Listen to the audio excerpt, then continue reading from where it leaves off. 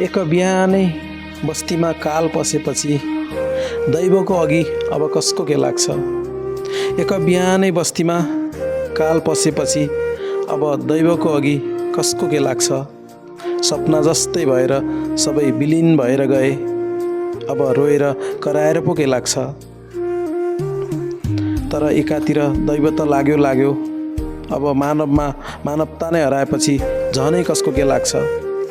आँसु लग्यो, पसिना लग्यो, अनि सपना लग्यो, अब सम्झिएर पो कसको के लाग्छ। ग्यास सँगै विक्षिप्त शवहरू पछि थिए। अधर्मीहरूले शव छोडेर ग्यास नै उठाएपछि झनै कसको के लाग्छ।